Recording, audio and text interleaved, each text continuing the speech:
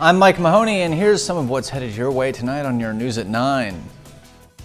There are 6,200 plus graves at the Fort Scott National Cemetery, and each year Wreaths Across America provides a wreath for each one.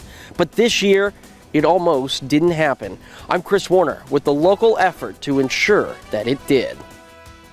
After a year full of challenges and changes, area farmers markets are ending the year on a high note. I'm Zach Dodge with what they're doing for Christmas Eve, coming up. Plus, if you thought Santa only rides around on a sleigh, think again. We spotted St. Nick on his Harley down in Miami, Oklahoma.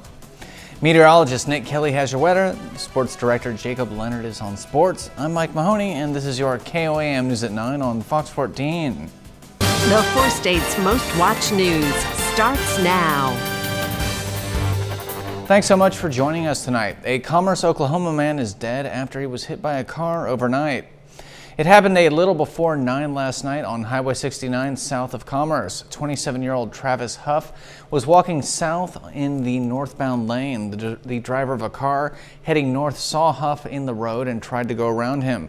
Police say Huff stepped into the vehicle's path, causing the car to hit him. He was pronounced dead at the scene.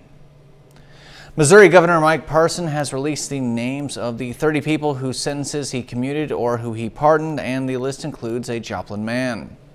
Gary Mitchell got 15 years in prison without parole on a non-violent drug crime in 2013 because he had a prior conviction. He appealed after the state law was changed in 2014 to repeal the guidelines that directed judges to sentence non-violent drug offenders without the chance for parole. Mitchell and 2 others had their sentences commuted by the governor to house arrest contingent upon approval of a home plan. Every year, local chapters of Wreaths Across America raise money to ensure every grave at national cemeteries have wreaths on them for the holidays. And as KOAM's Chris Warner explains, that almost didn't happen this year in Fort Scott. Wreaths Across America is a national organization that relies on local help to ensure graves at national cemetery sites across the country have wreaths for the holidays. There are more than 6,200 graves at the Fort Scott National Cemetery, and local volunteer Diane Tucker says that number increases by about 200 a year. Tucker says due to COVID this year, they hadn't hit their fundraising goal. When it was nearly time for this year's cutoff, we really only had enough funds raised by solicitation, emails, letters, friends, family, to do about half the cemetery. Tucker was heartbroken knowing they couldn't meet that goal. That is, until she got a call that she calls a Christmas miracle. He was willing to buy the balance of the wreaths to do Fort Scott National Cemetery, and he wanted to do this anonymously. He said that the reason he was doing it was not for his name to be known, but that because it was a thing to do for every soldier laid here. Roger Allen came out to see the wreaths, but for him, this visit was special. Well, I've known for years that they do this, and since this is going to be my final resting place, I thought I'd come out and just see what it looks like with all the wreaths. And I know it takes a lot of work and a lot of manpower to get these wreaths up, and I really think it's awesome that they do that for the veterans and our fallen comrades that are here. Allen served in the Army for 21 years and completed 3 tours in Vietnam. Being a Vietnam veteran, it really makes me feel great to see the way they support our soldiers now, and what they're doing. It really makes me feel great. From the Fort Scott National Cemetery, Chris Warner, KOAM News. Tucker says a company has stepped up, providing a matching donation for every wreath sponsored for next year between now and January 15th. If you would like to help out, we have put information on how to sponsor a wreath in this story on our website. That is KOAMnewsnow.com. All right, Nick Kelly, let us get a look at that Christmas Eve weather. Before we get to that, though, Mike, we didn't have a lot to track this today, so I've been keeping an eye on St. Nick himself. We last saw him fly across Cuba and across parts of South America. He's headed toward Havana now. It's only a matter of time, though, before he heads into the lower 48 and eventually our way as we head through the overnight. Now, the numbers from Joplin Regional have us cold today, no doubt about it. The 35 and the low so far, 22. At the very least, we've been keeping things nice and quiet with mostly clear skies now. It's a nice change of pace after we have partly sunny skies this afternoon. But as far as temperatures go, again, it's just cold no matter where you are. We're already back near 20 for parts of the area, especially around the Veda and Stockton Lake. We're staying cold tonight, but we're going to start to improve our setup over the next few days. We'll look at Christmas and the next several days coming up in a bit, Mike. Thanks so much, Nick Kelly. Area farmers markets have been working hard over the last several months to adapt to the pandemic. And for their final markets of the year, they made the occasion fun and festive. KOAM's Zach Dodge has the details. Fresh vegetables for Christmas dinner, last-minute gifts, and a lot of Christmas cheer. Everybody is kind of off work, getting kind of giddy. All of that could be found at the Joplin Empire Market during their aptly named Tinsel and Tidings Christmas Eve Market. Kind of just make a party out of the last few hours that we're open here. It's the last day of the year for both the Empire Market and the Webb City Farmers Market, both deciding to hold events on Christmas Eve to make the occasion special after several trying months. 2020 has brought us some excitement. We're happy this morning to be opening with just a festive thing to do. Christmas Eve market has been something we've been doing for several years, and we wanted to carry on that tradition. The pandemic has caused a need for big changes, with the Webb City Market expanding to make room for more social distancing, and both adding curbside pickup and online shopping to limit exposure. Just like for most people, 2020 has been a challenge, but I think we've actually risen to meet it for the most part. Definitely our vendors have. And honestly, we've been able to add new vendors this year, and our vendor revenue as a whole is up for the year. We have survived, and we've been able to continue our services the entire year. It's been incredible, and our community is incredible. So they're celebrating their accomplishments and the love from the community and putting a bow on 2020. Ending 2020 in a positive way is going to set the stage for our next year. And we're really looking forward to having a different but better year. In Joplin and Webb City, Zach Dodge, KOAM News.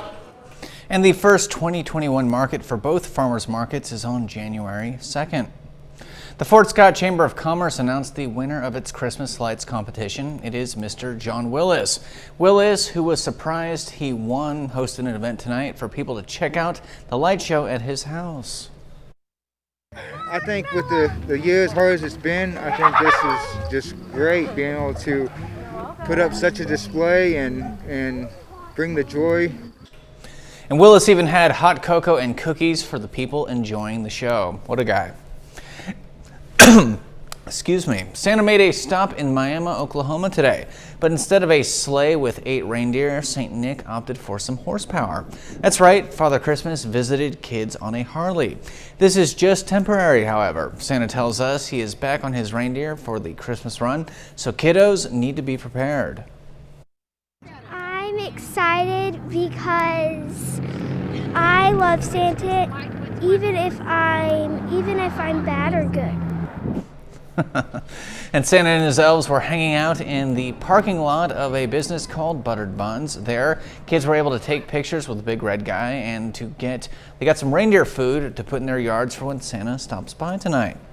Good deal. All right, it's now time for us to honor one of our many four-state heroes. And tonight we recognize Jackie Tremaine of Parsons, Kansas. Tremaine served as a specialist in the U.S. Army and he fought in Vietnam. He earned a Vietnam Service Medal and many other honors. Thank you, sir, for your bravery and your service. For more information on any of our four-state heroes or to nominate your own, just log on to KOAMNewsNow.com. And we'll be right back with meteorologist Nick Kelly and another look at your weather. Plus, parts of the UK are dealing with some heavy rains and flooding on top of that new strain of the coronavirus. Details are coming up right after weather.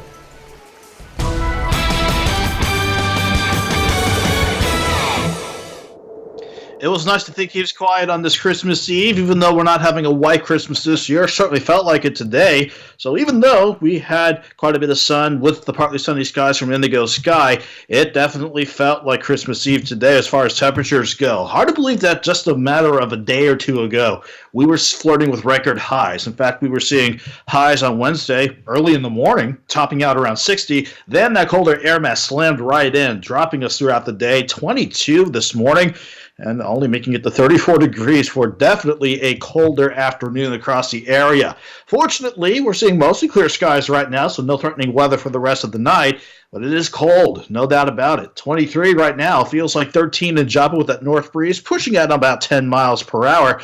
Elsewhere around the Joplin Metro, mainly in the mid-20s, from 23 in Carthage to 26 in Neosho, 27s for Seneca and Commerce, about a hair warmer down in Miami at 28. But everybody's cold, mainly in the 20s. But our northeastern counties already near 20, and that gives you a hint that we're not done dropping off just yet. In fact, even though we keep things quiet for the rest of the night and heading into Christmas Day, it's definitely going to be a cold start, one of the coldest starts of the season so far. 14 degrees in the morning, but a nice rebound, though. 36 by noon and pushing back into the lower 40s for afternoon highs tomorrow. So we will see temperatures rebound.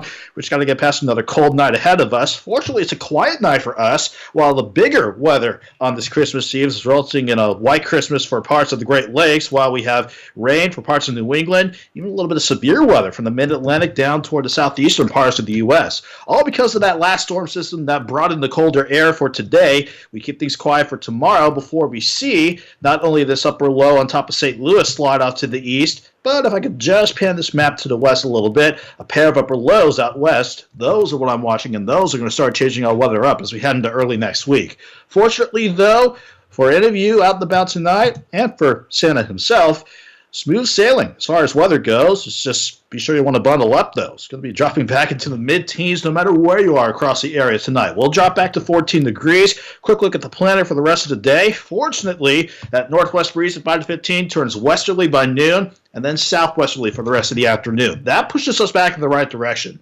36 in the morning, and then right around 41 degrees for most of you in the afternoon. So we have that upper low that passed on by, scooting off toward the east. Our next upper low will clip us Saturday and mainly on Sunday.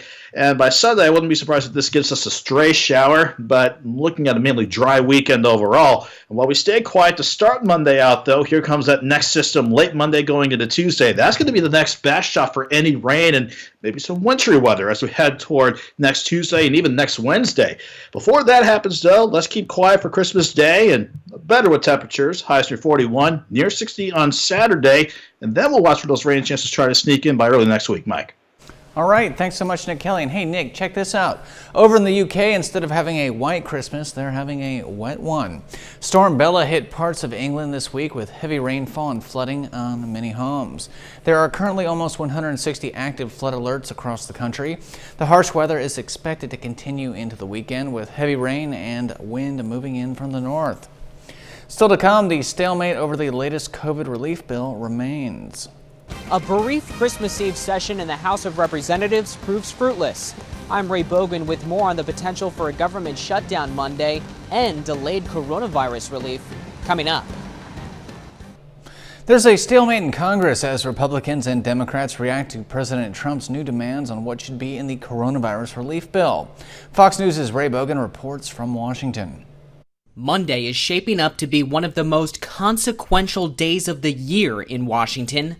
The House will try to override the president's veto of the National Defense Authorization Act.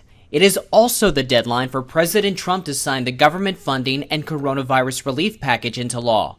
Without the president's signature, there will be a shutdown. We're not going to let the government shut down, nor are we going to let the American people down. Everyone thought this was done. The relief checks provided in the coronavirus bill were going to be in the mail next week. Signed, sealed, and delivered, they were yours. But now, the president is threatening not to sign the bill into law. He says it has too much wasteful spending on foreign aid, and he wants Americans to receive $2,000, not $600. Doesn't give a damn about people. He threw more fear. He threw kerosene on a terrifier. During a brief Christmas Eve session, the House attempted to appease the president. Democrats tried to approve the $2,000 relief payments. Republicans wanted consent to review overseas spending. They both failed. 12 minutes and 2 objections later, the effort to save the bipartisan relief package had gone nowhere. Merry Christmas. While a vast majority of lawmakers approved the current package, dozens did not. He should veto the bill. And if Pelosi's unwilling to cut the waste out and start all over, because 90% of the bill, I think, has bipartisan support. If the House does approve $2,000 checks, they're unlikely to pass the Senate. In Washington, Ray Bogan, Fox News. When we return, despite warnings from health officials, Americans continue to head home for the holidays. Public health officials are continuing to urge Americans to stay home, but millions of Americans are making their way across the country to visit friends and family for the holidays. I'm Gary Tenney in Chicago with the latest on travel coming up. Concern is growing about a continued surge of coronavirus cases after the holidays as millions of Americans travel this week to spend time with family and friends. Fox News' Garrett Tenney has more from Chicago's O'Hare International Airport. Despite repeated pleas from public health officials, millions of Americans are traveling this week to visit family and friends for the holidays. According to travel agency AAA, nearly 85 million people are expected to travel over the next week and a half. And while the majority of them are hitting the road, nearly 3 million are expected to travel by plane. This week, airports are the busiest they've been since the start of the pandemic. If you could see my mouth, I was gasping because it's big. There's a lot of people here. With a continued surge of new coronavirus cases, some say the number of travelers could end up being lower than projected. While people may have travel plans, they may cancel and stay home just because of the pandemic and the rise of COVID-19 cases. At least 24 airports across the country are offering rapid testing for passengers up to 3 days before their flight in hopes of limiting the spread of the virus. Some of those traveling say after a year filled with immense loss, being with family for the holidays is worth the risk. People are losing their livelihoods and their homes and, their loved ones. And I just felt like, I needed to come and be around mine while I still have them with me. If you are traveling, the CDC recommends getting tested both before and after your trip, limiting your exposure, and quarantining when you get back home. I really think it's going to go just fine. According to AAA, more than 3/4 of Americans are expected to follow the advice of public health officials and stay home for the holidays. At O'Hare International, I'm Garrett Tenney, Fox News. Still to come, we are taking a look at one industry that has managed to shine during the coronavirus pandemic. And that would be the video game industry, which has seen sales soar as people stay home to stay safe. Details are right around the corner. Welcome back to your News at 9. New Labor Department regulations could alter how tipping is shared in restaurants and cost service employees hundreds of millions of dollars, according to one policy group. The Labor Department is finalizing new rules allowing waiters and other tipped workers to share those earnings with non-tipped employees, such as cooks, dishwashers, and busboys. The National Restaurant Association favors the move, saying it gives clarity to standards and closes the wage gap between upfront and back-of-house workers. However, labor advocates are opposed. The Economic Policy Institute says it could cut $700 million annually from service workers and adds that tipped employees might have to do more non-tipped work. The new sharing policies can only be enforced if tipped workers are receiving the standard minimum wage in their city or state. This year, the video game industry is expected to bring in more revenue than the sports and movie industries combined. Worldwide, video game revenue is up 20% this year, and it's expected it will end the year at $180 billion, according to data from market research firm IDC. It appears that many people stuck at home have fueled the surge in video game sales. Last year, before the coronavirus hit, the movie industry brought in $100 billion, and Major League Sports brought in $75 billion. It's expected that those figures for 2020 will be notably lower due to the pandemic. Well, don't go anywhere. We've got a lot more news headed your way, as well as another look at your weather with meteorologist Nick Kelly and your KOAM Sports Report with Sports Director Jacob Leonard. That's all headed your way right here on your KOAM News at 9 on Fox 14. Some relief at British borders today, but there are still dozens of travel bans in place following the emergence of a new strain of COVID-19. I'm Greg Palcott in London. That's my story. Coming up. Public health officials around the world are scrambling to contain at least 3 new variants of COVID-19, all of which are thought to be more contagious than the original strain. Fox News' Greg Palcott has more from London. A commerce situation on the roads and rails at British borders on Thursday. After 2 days of massive backups and delays, thousands of trucks and tourists stranded in the UK after dozens of countries issued travel bans, hoping to stop the spread of 2 new COVID-19 strains that have emerged in southern England. Those lucky enough to get out on Thursday morning describing a chaotic scene at airports, train stations, and border crossings. We had to wait 2 hours to get into the train. It was a queue of 1,000 of people. But so far, the White House has held off on a U.S. travel ban. Officials in New York say quarantine rules for all British travelers will be enforced by sheriff's deputies because, they say, the Trump administration is guilty of gross negligence. This is what happened in the spring. It is deja vu. They lost track of the virus. The new strain that emerged last week in southern England was found to be similar to another mutation that first appeared in South Africa and has now traveled to the UK. British health officials now confirming that both strains are significantly more contagious than the original COVID-19. It is yet more transmissible, and it appears to have mutated further than the new variant that's been discovered in the UK. And officials in Nigeria say that they have detected a third strain there, but more studies are required to find out how transmissible it is. In London, Greg Falcott, Fox News. United Airlines is now requiring passengers flying from London's Heathrow Airport to the U.S. to present a negative COVID-19 test before their flight. The airline announced the new rule today, saying that starting on December 28th, all passengers must prove they don't have the coronavirus within 72 hours of departure. The coronavirus has finally made its way to the least densely populated and coldest continent on Earth. Until now, Antarctica had been spared from COVID-19, but Chile's military says there's been an outbreak at its Bernardo O'Higgins research base. Chilean officials had to clear out workers and quarantine them. At least 36 people have been infected, including 26 Army personnel and 10 civilian contractors. Many Americans probably want to get out and celebrate the end of 2020, but the Centers for Disease Control and Prevention is urging people to stay home on New Year's Eve. The CDC has published guidelines saying that the safest way to celebrate the new year is at home with people you live with or online with friends and family. However, if you are hosting a gathering, the CDC suggests you stay outside, limit your number of guests, have extra masks on hand, and keep music low to avoid shouting. Happy birthday to Dr. Fauci. Dr. Anthony Fauci is celebrating his 80th birthday tonight on Christmas Eve. The director of the National Institute of Allergy and Infectious Diseases has plans to do what he's been advising the public to do, and that's to stay home as the coronavirus pandemic rages on.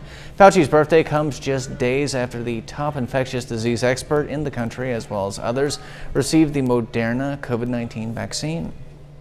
We'll be right back with meteorologist Nick Kelly and another look at your weather. Don't go anywhere.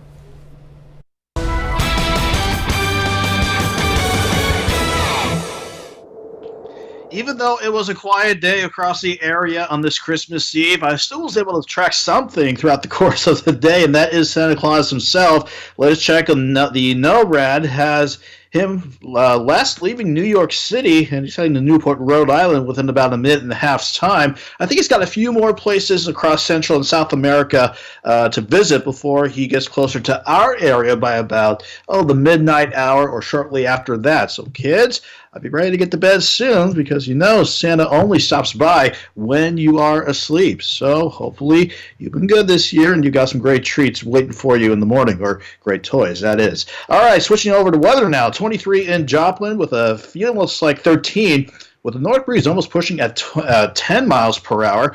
Otherwise, we are just cold no matter where you are. Lower 20s around the Beta and Stockton Lake and even Fort Scott, to 25 in Columbus, 29 in Bonita and Grove. And we're going to continue to drop throughout the course of the night. In fact, this might be the coldest night of the season thus far as we head right into your Christmas Day. 14 degrees. I don't think those are record lows, but that is certainly going to be a cold start. 36 by noon. And thankfully, we'll see temperatures do a lot better tomorrow with mostly sunny skies and a southwest breeze. That should get us to 41 tomorrow. The Skywise Storm Tracker shows partly sunny skies earlier today on the way out. In fact, completely out of here now. Any semblance of a storm system close to us is actually well to the east of us. It's producing quite a bit of snow for parts of the Appalachian Mountain chain and parts of the Great Lakes, while we have severe weather going on the warm side of the system across parts of the Carolinas. For us, we're on the backside of that system, so the cold air remains in place with a couple areas of high pressure, keeping us quiet for Christmas Day. Then a look upstairs shows an upper level low, excuse me, Working away from St. Louis, that will finally allow these upper level lows, this pair rather, to start swinging our way as we head toward early next week. In the meantime, though, we'll just keep things nice and quiet, but the quiet night ahead of us with that lighter breeze and that cold air mass in place means everyone starts cold with, didn't mean to do that. Let's try that one more time here. That means everybody bottoms out in the mid-teens for the morning hours, right around 14 degrees. Then we will fare better with temperatures. If you were not a fan of how cold it was today, we'll do better by lunchtime, pushing to 36, and then seeing afternoon highs right around 41. Now let's get to the jet setup and see how we live for the rest of the weekend. Friday, we know it's looking good for Christmas Day, quiet skies. It's partly sunny skies returning on Saturday, then this first week wave could give us a random shower or two on Sunday. That's pretty much about it as far as weekend weather goes. Then Monday going into Tuesday, that next low coming out of the Pacific, that's got a better shot to bring in not only better rain chances for Monday and Tuesday, but maybe some wintry weather, depending on how temperatures play out. So we're staying quiet and cool for Christmas Day, 41 degrees, near 60 by Saturday. Those will be nice days to enjoy, Mike, before we see some more precip chances headed our way. All right, sounds good, Nick. And hey, Nick, check this out. It looks like Santa was up for some surfing today before his big night. He was spotted in the waters of Florida's Gulf Coast over by Cocoa Beach. That surfing Santa is actually part of a tradition that started in 2009 and has been growing ever since. There are typically multiple surfing Santas taking to the water for the event, but they decided to stay safe and far apart during the pandemic this year. Hey, wait a minute. How was Santa in Miami, Oklahoma and Cocoa Beach in the same day? All right, stay right there. We'll be right back with Sports Director Jacob Leonard and your KOAM News at 9 Sports Report.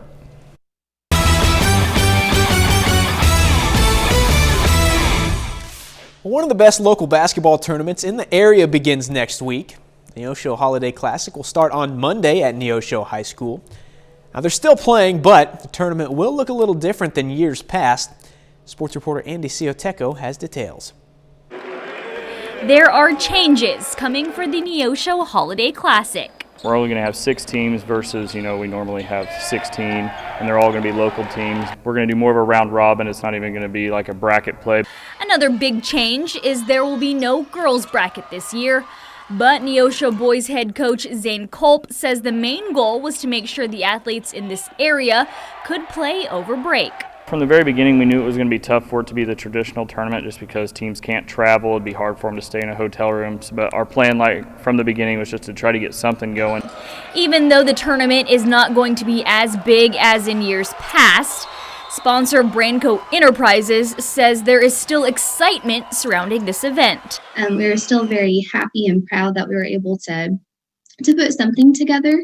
And in a year like we've had, we hope people look forward to it. As far as precautions go for players and spectators, we mask everyone, and then we've done a pretty good job as far as making sure our fans that come in are spread out. And to just be, respectful of everybody and to do their part to help keep everybody else, healthy. In Neosho, Andy Cioteco, KOAM Sports. The Neosho Holiday Classic starts on Monday, December 28th. Game 1 tips off between Hillcrest and McDonald County at 5 p.m. The Kansas City Chiefs are on a 9-game winning streak. On Sunday, the Chiefs host the Atlanta Falcons, aiming to push that streak to double digits. Kansas City is 13-1 heading into the weekend. With a win on Sunday, they would clinch the #1 seed and a first-round bye in the AFC playoffs. They will likely be without rookie running back Clyde Edwards-Helaire to an ankle and hip injury. But that means more work for Le'Veon Bell. And in this situation right here, it's kind of why they brought him on. He's smart, he's intelligent, he takes the game home, he's a football junkie. He just gets it. And that's the thing that I love about him is just his football intellect. And on top of that, he's always asking questions because he wants to know exactly what to do and how to do it the right way. I know it's still December, but we're still going to talk some baseball. The Crowder College Rough Riders will begin the season ranked in the top 10. Crowder is number 6 in the national preseason poll released on Wednesday. The Riders were 22-3 before the season was cut short due to COVID-19 last spring. They will begin their season on February 3rd. Finally, we are in the last few days of 2020. Sports schedule definitely disrupted this year, but we're still able to capture some pretty great moments, like this one. It's one of my favorite touchdowns of the year. Webb City's Devin Weathers against Kickapoo. And this one here, just one of many top plays of the year. You can check out all of our top plays of the year at the sports page right now, KOAMNewsNow.com. That's a look at sports. We're back with more news after this. Welcome back. The holidays can be the toughest time of the year for firefighters. In fact, fire departments nationwide responded to more than 1,600 cooking fires on Thanksgiving Day alone. But December is typically their busiest month, and coupled with COVID-19, they're preparing for what's to come. Fox News' Stephanie Bennett has the story. Phoenix firefighter Joseph Buckley starts his day getting geared up, not only for fires, but now COVID-19 as well. The next thing we're going to do is we're going to put on our N95 face masks. This is just another layer of protection and safety that the Phoenix Fire Department has taken. This caught everybody off by surprise, so we are wearing masks. We do have our social distancing. Engine 61. As first responders, protecting others during a pandemic is extremely challenging, and protecting themselves can be even harder. I tested positive for COVID in early October. I did everything that we're trained to do, but sometimes it's just unpreventable. We are on the front line and we're at risk. Come summertime, it was almost every other call, especially for the medical calls we run on, was a COVID positive patient or a patient that was very likely COVID positive. Nationwide, the number of firefighters testing positive for COVID-19 is growing, and so far, 114 have died. That's a tragic number, but those are firefighters and EMS personnel that went out with a sense of duty and a sense of purpose to do their jobs, and unfortunately, they became infected. Now fire departments are bracing for their busiest time of the year, the holidays. I can't remember a single Christmas that we didn't run, multiple calls. And fire chiefs across the country say they're also concerned about potential budget cuts and layoffs. We project that about 30,000 firefighters will be laid off nationwide over the next several years because of the economic impact of the COVID. But like many first responders, they're focused on their community, ready to respond whatever comes their way. The same reason we all come on this job is just a greater urge to serve the public and, to the best of our means, help people out. On top of wearing the protective equipment, the Phoenix Fire Department also has a decontamination unit that comes out to sanitize and spray their station, fire trucks, and ambulances. In Phoenix, Stephanie Bennett, Fox News. Let's check in on Pope Francis. Christmas Eve is a pretty big day for him. But it was a different kind of Christmas Eve Mass at the Vatican this year. Pope Francis delivered an early Mass to a small congregation at St. Peter's Basilica. The Mass took place earlier than usual because of a 10 p.m. curfew in Italy caused by rising coronavirus cases. The Pope also did not make appearances in St. Peter's Square in accordance with COVID-19 restrictions. All right, we're not done yet here on your KOAM News at 9 on Fox 14. And when we return, we are taking a look back at the year in entertainment. 2020 has been a tough one for Hollywood, but there were still some notable moments. Stay tuned. It is almost time to wrap up 2020. And while the year has been a tough one on the entertainment industry, that didn't stop the stars from making some headlines. Fox News' Ashley Dvorkin takes a look back at the year in entertainment. 2020 kicked off with history-making moments. Jennifer Lopez and Shakira became the first Latina duo to headline the Super Bowl halftime show. Billie Eilish also made history at the 62nd Annual Grammy Awards. At 18 years old, the singer-songwriter scored a total of 5 awards, including Best New Artist, Record, Album, and Song of the Year, making her the first woman to win all 4 categories at the same time, and the youngest person to take Album of the Year. At the Academy Awards, the South Korean film Parasite became the first non-English language film to win a Best Picture Oscar. In March, just like the rest of the world, the coronavirus pandemic took its toll on Hollywood, shutting down production on TV and film sets, closing movie theaters, and canceling live performances. Thank you for having us. Award shows took virtual turns, including the Emmys, where Schitt's Creek swept the show, winning all comedy categories. Many celebrities tested positive for COVID-19, including Tom Hanks, Rita Wilson, Idris Elba, Pink, and Madonna. The coronavirus also took the lives of famous faces, including Broadway star Nick Cordero and country music legend Charlie Pride. Stars tried to lift spirits, raise awareness, and raise money for those greatly affected by the pandemic through virtual fundraisers, some featuring artists performing from home. Virtual reunions became a way to connect and also fundraise, bringing the cast of several beloved TV shows and classic films together, including Fresh Prince of Bel-Air, The Office, Back to the Future, and The Goonies. Celebrities also stepped up to support the Black Lives Matter movement following the death of George Floyd. Serving time, disgraced former movie mogul Harvey Weinstein was sentenced to 23 years in prison for rape and sexual assault. Lori Loughlin and Massimo Giannulli began their prison sentences 1 month apart after pleading guilty for their roles in the college admissions scandal. Also making headlines, Ellen DeGeneres' brand of kindness was tarnished due to allegations of a hostile work environment on her show. 3 producers were fired after a formal investigation, and the talk show host issued a public apology. Johnny Depp's career also took a hit. The actor was asked to step away from Warner Brothers' Fantastic Beasts movie franchise after losing his libel lawsuit against Britain's tabloid newspaper, The Sun. Kanye West's run for president ended after receiving roughly 60,000 votes across a dozen states. My name's Joe Exotic, and this is Sarge. Netflix's massive hit docuseries Tiger King turned Oklahoma zookeeper Joe Exotic into a household name. Your time will come, Diana. Warner Brothers made a bold move with Wonder Woman 1984 becoming the first superhero blockbuster to debut simultaneously in theaters and at home on HBO Max. The studio will do the same for all of its films slated to be released in 2021. Ashley Dvorkin, Fox News. All right, we may not be ending the show on a Christmas-themed story, but I bet this is one that will still put a smile on your face. A stranded baby dolphin was rescued in Argentina.